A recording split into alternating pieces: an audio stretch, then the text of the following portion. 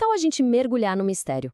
Vamos voltar para o início do século XX para observar um grupo bem específico de mulheres intelectuais, pioneiras em suas áreas. Só que, por trás daquela fachada toda respeitável, elas guardavam uma fascinação secreta e muito, muito poderosa. Imagina só a cena.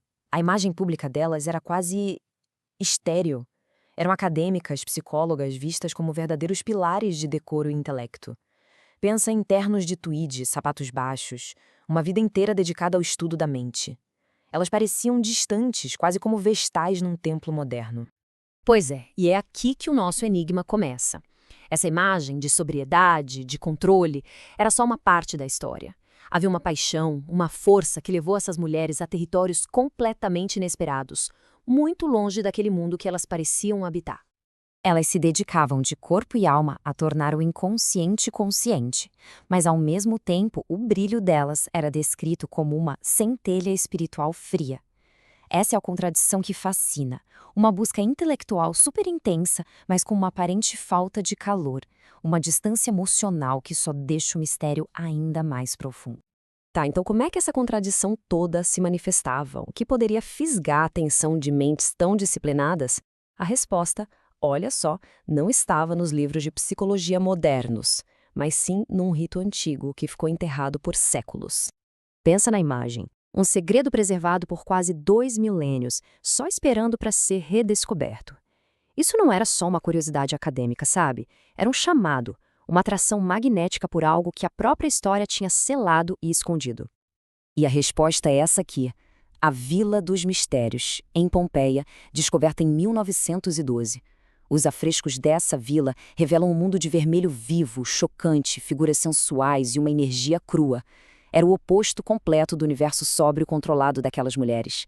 E mesmo assim, foi exatamente isso que as atraiu. E, no coração pulsante dessa câmara vermelha, a gente não encontra uma deusa da sabedoria ou uma figura materna, não. A gente encontra um Deus. Um Deus que representava tudo aquilo que a sociedade delas reprimia. É Dionísio, mas a postura dele é bem inesperada. Ele não está ali como um conquistador agressivo, ele está lânguido, quase passivo, no colo de uma mulher. Ou seja, este é um mistério feminino. E Dionísio é o catalisador, a chave para entender o que se desenrola nessas paredes. Então, quem era esse Deus? E por que o chamado dele ecoou tão forte para essas mulheres tão intelectuais? Vamos tentar entender a força que ele representa. Dionísio, gente, não é um deus da ordem. Pelo contrário, ele é a força da natureza indomada. É a seiva que sobe nas árvores, é o vinho que quebra as inibições. Ele é chamado de o agitador, o libertador. Ele é a força que dissolve qualquer estrutura que seja rígida demais. E o chamado de Dionísio é bem específico. É para quem se sente preso. Preso por regras, por expectativas, pela civilização.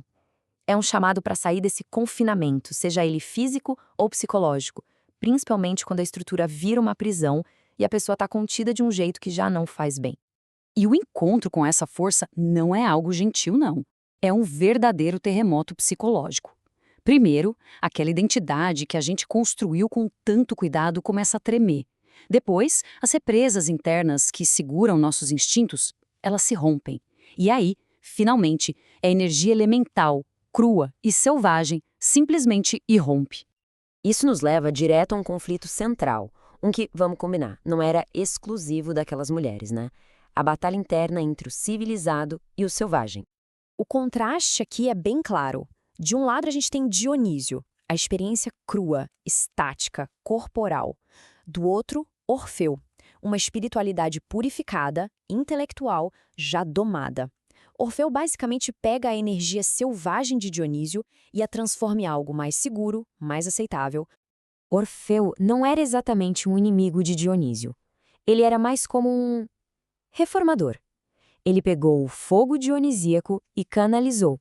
Organizou os rituais, tirou o perigo da jogada e transformou tudo numa busca espiritual mais controlada, mais civilizada. Mas aqui é que está o pulo do gato. Aquelas mulheres, com seus trajes sóbrios e mentes brilhantes, não estavam nem um pouco interessadas na versão segura de Orfeu. Elas foram para Pompeia em busca do fogo original, a energia crua, perigosa e transformadora de Dionísio. Só que essa atração toda não era apenas um exercício acadêmico, não. Era algo muito mais profundo, muito mais pessoal do que parecia. O que elas sentiram ao olhar para aqueles afrescos não foi distanciamento intelectual, foi o choque do reconhecimento. Elas viram uma parte oculta de si mesmas refletida naquelas paredes vermelhas.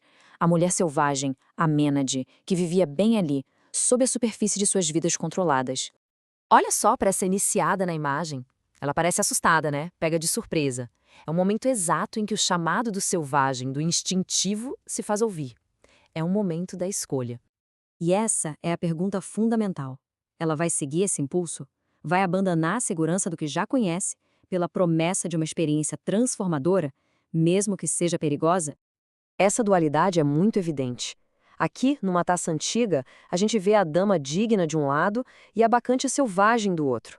A questão que fica no ar é: são duas pessoas diferentes ou são as duas naturezas que existem dentro de uma única mulher, a civilizada e a indomada?